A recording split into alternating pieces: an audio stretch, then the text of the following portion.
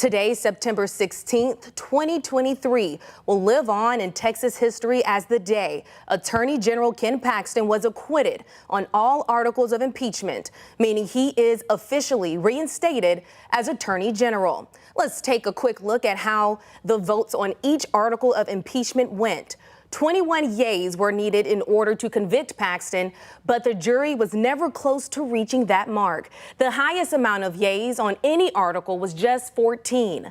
That means 7 more state senators would have needed to flip their votes. It's important to note that the 4 articles that were not voted on today, Articles 11 through 14, were all formally dismissed by the Senate at the end of the proceedings.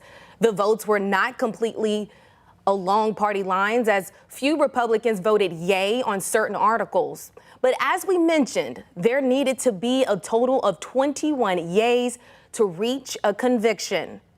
KVUE's Ford Sanders joins us live from the Texas State Capitol, where he's been reporting on the impeachment trial since it began nearly 2 weeks ago. Ford, a majority of these state senators felt as though there wasn't enough evidence to convict. Absolutely, Darrenisha, a historic day here at the Capitol. Attorney General Ken Paxton is officially reinstated as the state's highest elected attorney. He was acquitted on all of those articles of impeachment. Article by article, each senator put their vote in on whether they would convict Paxton. On most of these articles, the majority of senators did vote to acquit. Paxton's attorneys spoke with press after the verdict. Tony Busby says a trial like this should have never happened to begin with. This should have never happened, and I want to thank the court for giving us a just trial on behalf of Attorney General Ken Paxton. We are proud of the case we put on. We should not have had to prove our innocence, but that's what we did. The House Board of Managers also hosting a press conference after the verdict. State Rep Andrew Murr, the chair of the House Board of Managers, says they knew this would be a challenge, getting a 2/3 majority vote to convict. Regardless of this verdict, Rep Ann Johnson, who is also on the House Board of Managers, says they are proud of their work and says Paxton is corrupt. Those that voted to acquit were wholeheartedly Republican.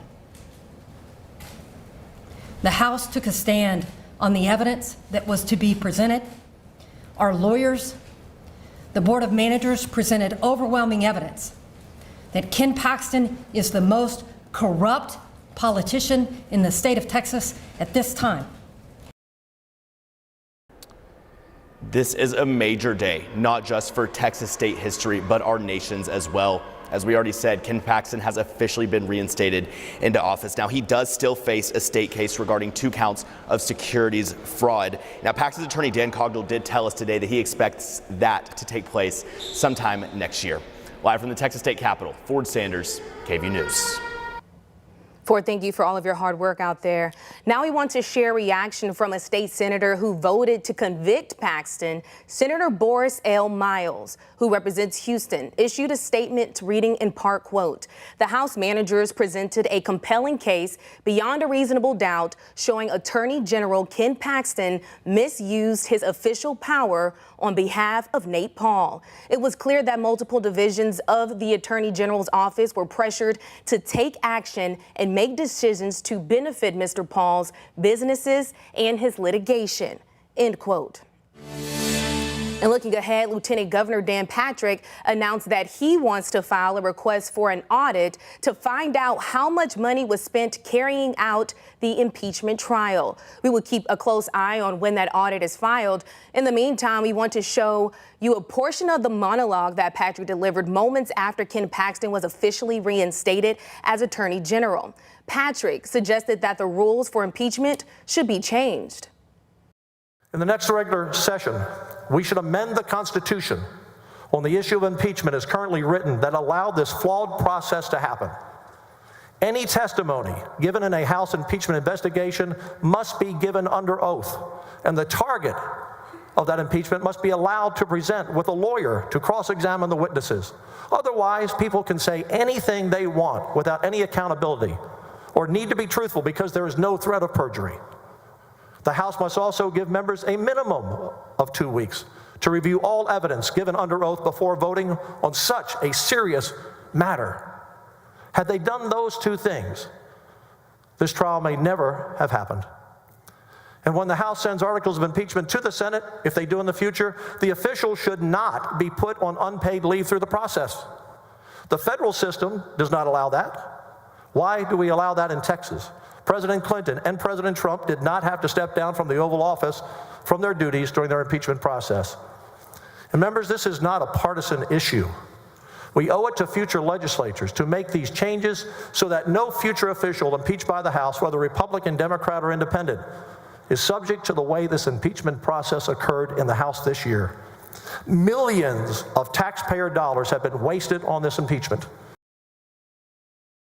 KVUE Political Director Ashley Godot here, along with senior reporter Tony Plohetsky. Tony, you know, I think one of the things that we're seeing people start to talk about are the political implications that this impeachment vote, the decision to acquit, will have, not necessarily on the senators who voted to acquit, but rather the senators who voted to convict, particularly those in the House of Representatives. And what it means for Ken Paxton himself as a political figure. Many people think that this will be an opportunity for him to become more emboldened and even more of a champion, Ashley, for those deeply held Christian conservative values. Of course, he is also announcing that he is going to be targeting the Biden administration that has been steadfast to Ken Paxton's efforts here in Texas. But Ashley, now that the nation's eyes are on what has happened today, people will continue to be watching Ken Paxton, watching what he does. I talked to a political scientist earlier today who said that should Donald Trump be elected next year, you can almost assuredly say, hello, Attorney General Ken Paxton. I think the other thing, though, that we should know when we're thinking about what's going to happen with Ken Paxton moving forward is there are still charges against him. There was still an FBI investigation, certainly just last month, Tony, to our own reporting, learning about a grand jury and witnesses close to Paxton, or people rather close to Paxton, testifying before that grand jury. There are lawsuits against him resulting from, related to some of these articles. So this is certainly not over for him.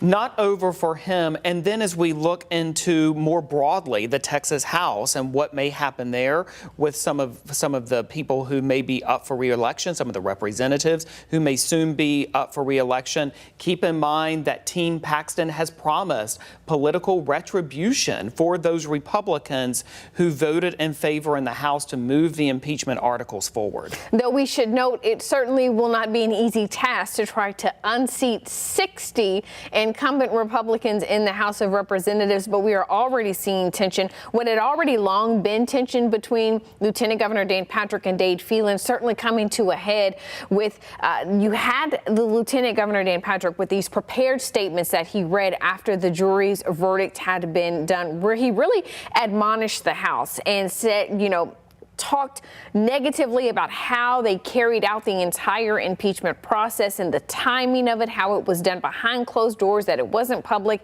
And we saw a swift response from Speaker of the House, Dade Phelan, who held to what the House said and what the House voted, as they see General Paxton as being corrupt.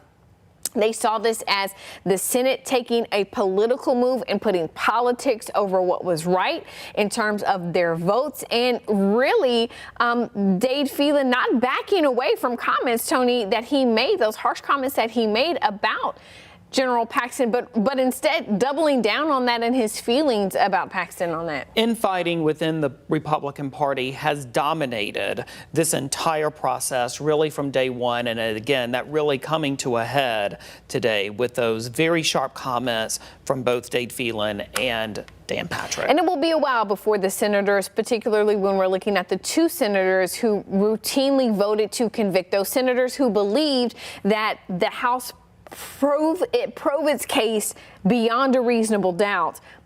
Kelly Hancock from North Texas, North Richland Hills, and then from Jacksonville, State Senator Robert Nichols, who voted that the House proved its case.